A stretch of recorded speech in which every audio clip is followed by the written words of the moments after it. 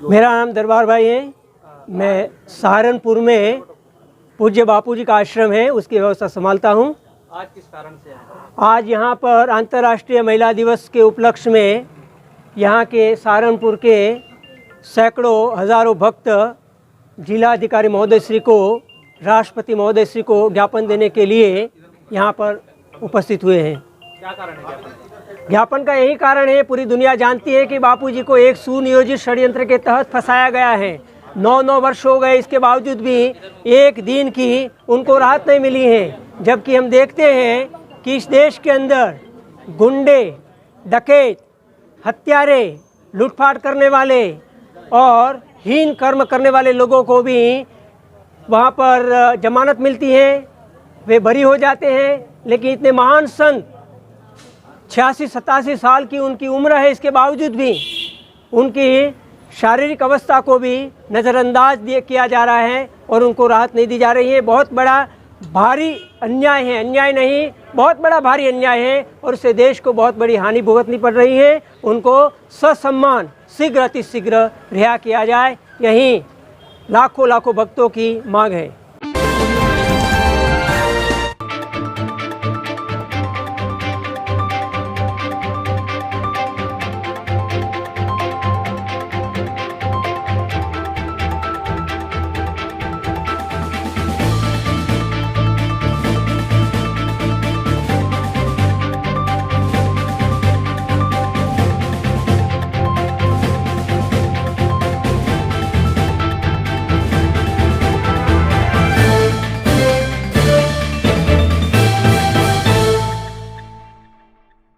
कि माननीय राष्ट्रीय विधिक सेवा प्राधिकरण एवं माननीय राज्य विधिक सेवा प्राधिकरण के निर्देशन में राष्ट्रीय लोक अदालत का आयोजन 12 मार्च को किया जा रहा है। यहाँ जनपद स्तर पर और समस्त तहसील स्तर पर, जिससे कि आपसी सुलह समझौते के आधार पर मुकदमों अधिक से अधिक वादों का निस्तारण किया जा सके। राष्ट्रीय लोक अदालत में वैवाहिक वाद, मोटर दुर्घटना से संबंधित वाद, प्रतिकर वाले वाद एवं एनआई एक्ट से संबंधित वाद और दीवानी वाद, तमाम मोटर व्हीकल एक्ट के अंतर्गत जो चालान पेंडिंग हैं लोगों के, उनका निस्तारण और विद्युत अधिनियम से संबंधित भी जो शमनी प्रकृति के वाद हैं और भी जो आपराधिक वाद हैं जो शमनी प्रकृति के हैं, जिसमें कि पक्षकार आपस में सुलह समझौते के आधार पर उसका निस्तारण करा सकते हैं। और राजस्ववाद, भू राजस्व के वाद जो कलेक्ट्रेट में निस्तारित होंगे, तहसील स्तर पर निस्तारित होंगे, ऐसे सभी वाद जो हैं वो राष्ट्रीय लोक अदालत में नियत किए गए हैं। अपने जो हमारे जनपद न्यायालय में अब तक 10,000 से ऊपर 10,900 वाद नियत किए जा चुके हैं लोक अदालत के लिए, और 25,000 वाद जो है वो रेवेन्यू के और भी मामले जो बैंक लोन से संबंधित हैं, प्री लिटिगेशन से संबंधित हैं, जो न्यायालय में लंबित नहीं हैं, जिनका निस्तारण न्यायालय में आने से पहले ही किया जा सकता है, वो सारे 25। तो 25-35,000 अभी वादों को नियत किया जा चुका है।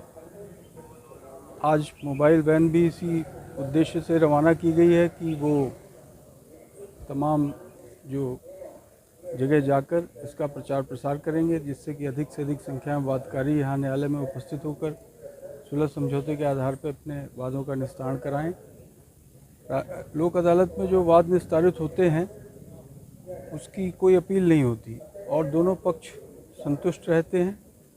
किसी को कोई आगे अपील करने की ज़रूरत नहीं होती और सौहार्द एक कायम रहता है जनता में, समाज में। तो इसका उद्देश्य यही है कि न्यायालय में जो गंभीर या विशेष प्रकृति के वाद हैं उनको छोड़कर जो सामान्य प्रकृति के छोटे छोटे वाद हैं उनको हम लोक अदालत में निस्तारित कराकर एक प्रकार से सभी वादकारियों को ये संदेश देना चाहते हैं कि वो अधिक से अधिक संख्या में आएँ और इस लोक अदालत के आयोजन को सफल बनाएं।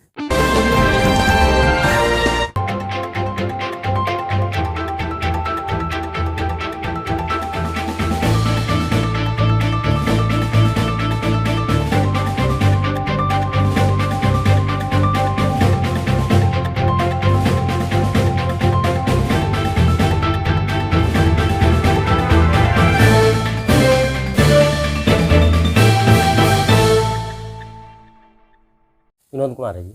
आज किस संबंध में हवा नियम किया गया? ये जी सोमवार है आज, और आखिरी सोमवार पड़ रहा, क्योंकि 10 तारीख की गिनती शुरू हो जाएगी। तो ये मैं पार्टी की जीत के लिए सभी उत्तर प्रदेश के कैंडिडेट जीतते हैं और जीत कर लखनऊ जाए और हमारे अखिलेश यादव जी मुख्यमंत्री बने, इसके लिए ही मैं भोले शंकर जी से विनती और दुआ कर रहा है जी। इसके लिए ही हमन हो रहा है जी।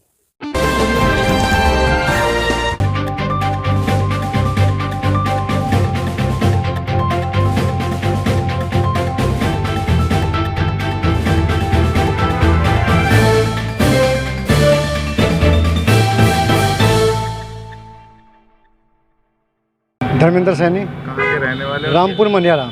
ये जो लड़की जो दुर्घटना हुई है, जिसको कौन लगती है? हाँ, मैं पड़ोस के आदमी। क्या मामला हुआ लड़की के साथ? ये लड़की को पैसे के लिए परेशान करते थे। वो लड़की चुपचाप अपना जीजा को, बहन को बताती थी, लेकिन घर घर की बातें अंदर ही रखते थे। लेकिन अब रात 7 बजे अचानक से खबर आई कि यहाँ बच्चे की तबीयत ख़राब है, आप यहाँ आ जाओ। तो इसके पापा और जो अड़ोस पड़ोस के 5-4 आदमी, 10-12 आदमी यहाँ पे आके देखा तो लड़की ख़त्म हो चुकी थी। वो लड़की का गला घोट रखा था, लड़की के गले पर निशान है। कहाँ पे कराई है शादी? शादी यहाँ सहारनपुर में की थी। वर्तमान काल में तो अब क्या चाहते है जी। अब क्या चाहते अब हम ये चाहते हैं कि इन पर सख्त से सख्त कार्रवाई होनी चाहिए और पीड़ित को न्याय मिलना चाहिए। कोई कंप्लेंट करी आपने? हाँ, हमने कंप्लेंट की है और पुलिस ने आश्वासन दिया है कि सख्त से सख्त कार्रवाई की जाएगी।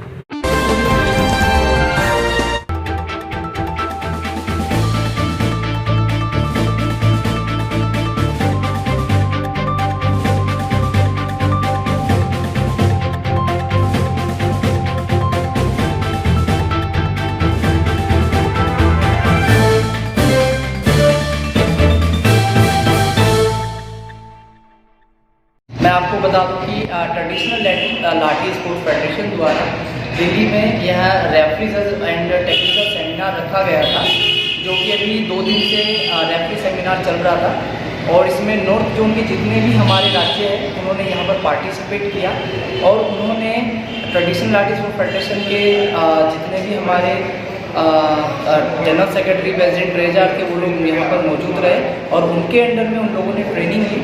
ट्रेनिंग लेने के बाद उन्होंने आज एग्ज़ाम दिया और जिन बच्चों ने, जिन खिलाड़ियों ने एग्ज़ाम को पास किया है उन लोगों को सर्टिफिकेट देकर सम्मानित किया। और मुझे बताते हुए गर्व फील हो रहा है कि जो मेरा A ग्रेड सर्टिफिकेट रेफरी का था उसको मैंने अपग्रेड किया और अपग्रेड करने पे मुझे हमारे जो ट्रेडिशनल लाठी स्पोर्ट्स फेडरेशन के जनरल सेक्रेटरी हैं राजेश चौधरी जी और हमारे जो अध्यक्ष हैं सतीश चौधरी जी और हमारे जो ट्रेजर हैं विनोद कुमार वर्मा जी, इन्होंने मुझे सर्टिफिकेट देके सम्मानित किया।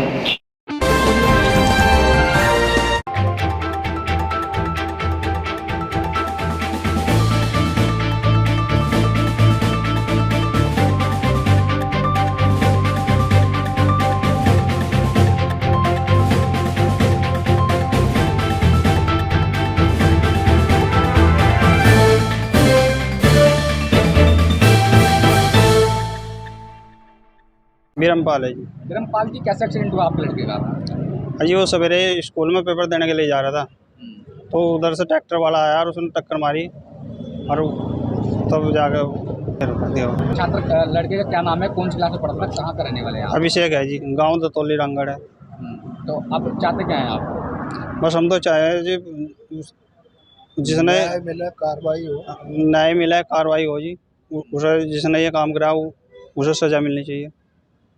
तो ट्रैक्टर चालक पकड़ा गया या फरार हो गया? ट्रैक्टर चालक तो भाग गया था जी मौके पर। अभी पकड़ा नहीं पुलिस ने। उसकी पहचान हो गई? हाँ, ट्रैक्टर पकड़ा गया। ट्रैक्टर तो खाली ट्रैक्टर तो पकड़ रखा है जी। संजय वालिया, आज सुबह लगभग 8:45 पर एक हादसा हुआ दुर्भाग्यपूर्ण। एक बच्चा हमारा दतौली रामगढ़ का जिसकी उम्र मात्र 14 साल थी और पेपर देने के लिए स्कूल में जा रहा सरस्वती बाल विद्यालय में। गोलकोट्टी पर आते ही सामने से एक ट्रैक्टर आ रहा था। ट्रैक्टर तेज रफ्तार पे था।